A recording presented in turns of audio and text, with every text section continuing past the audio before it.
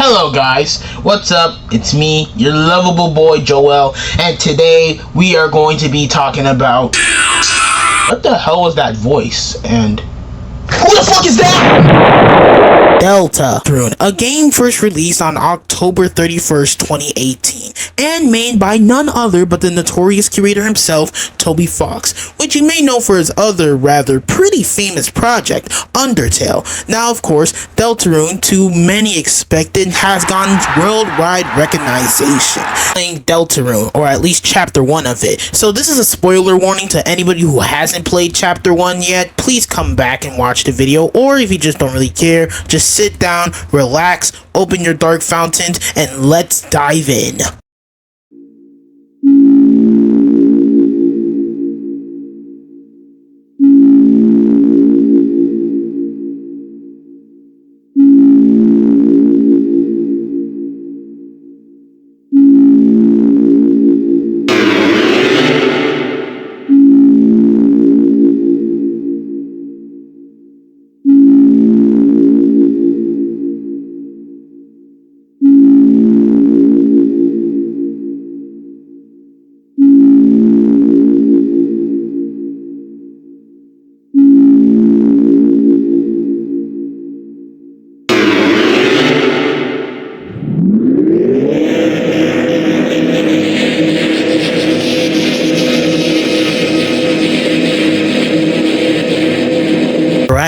With the voice in our head.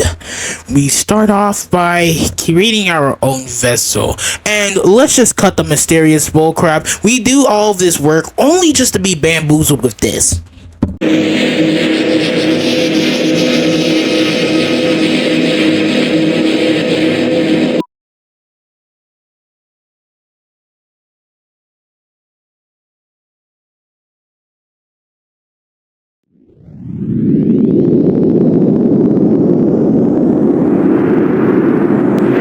What are we playing as? Now we're actually playing as Chris, apparently the soul, or I guess the vessel that we're playing as. Now, as we have to go to school, of course, just blah blah blah, skip all that, skip that talk with Noel and Birdley, and we also get introduced to one of our second important characters, Susie. As we know, seems to be portrayed as the bully type of character in this world, but we all know how important she's going to be very, very later on. Now, of course, Alphys decides to make us partner up with Susie, but guess what? Before class can start, oh no, the chalk is missing, which means we're going to team up with Susie to basically find chalk. Now, after finding Susie, which she seems to be munching on some delicate chalk, now, of course, she finds us and rather pins us to the fucking lockers. Now, you see, if she actually were to commit to the action of biting our face off, this game would have ended so quickly. But after teasing Chris's lives, not like they were going to nearly fucking kill them, we go to the lockers, which only seems to reveal to be a bit strange. So after entering inside the closet, we know that it seems to be a bit empty. Now, after a bit of more exploring, basically this happened, and I don't even know how do we even survive after this.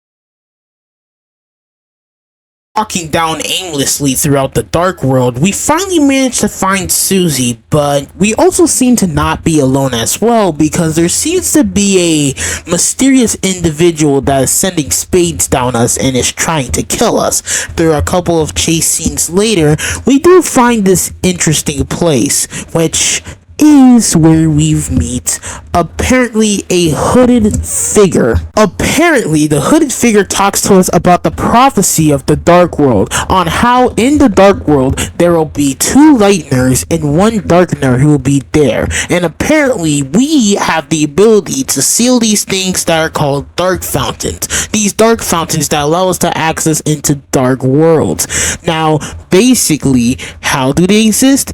It's simple.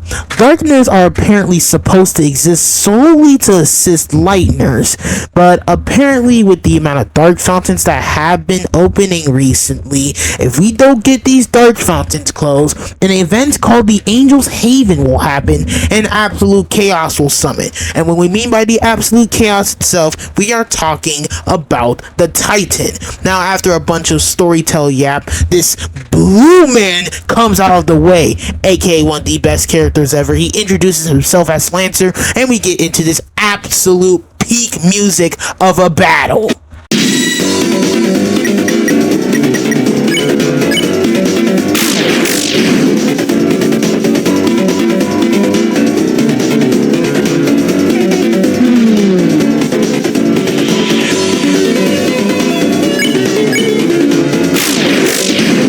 After defeating Lancer in a battle, the hooded figure finally decides to reveal themselves to actually be a fluffy boy named Rousey. Now, Rousey is going to be our third party member, and is going to be pretty important since he's a healer after all, but he also does have pretty weak defense and attack. Now, after this, we go through the tutorial with Rousey, learning how to attack, use items, defend, and spare. Oh yeah, I forgot to mention that you can actually attack and spare, just like in Undertale. Now, after this, we head on to the Great Door.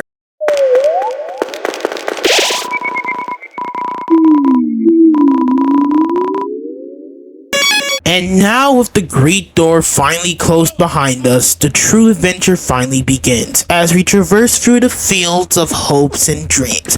Also, I'd like to give a shout out to whoever created the OST for Deltarune, because holy shit, they were already banging with the battle songs, but holy crap, they were cooking with the fucking overworld songs as well. Now, after running around sparing enemies, we finally found Susie, which apparently she seems to be looking at a door like a dumbass, like obviously not seeing the fucking puzzle right in front of her. Like, hello, it's in the other room, dumbass. Ah!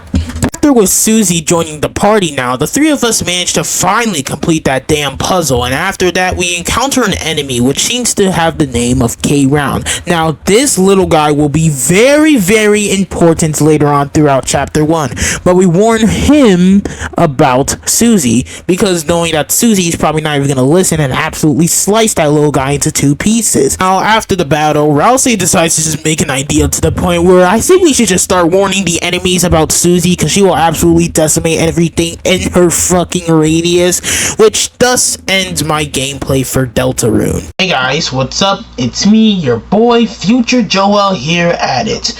Now, I would like to say thank you guys for watching the video, and I really do appreciate your support despite my pretty horrible ass upload schedule, like 2 weeks since I uploaded the Doki Doki Literature Club video, and with the fact that I am currently editing and making this video on a school, well, basically the last day of summer break, but probably technically now a school night. But once again, I'll seriously like to say thank you guys, and I will actually gently try to make more videos when I get my lazy ass up. Now, aside from that, what the heck is that purple thing that's coming right at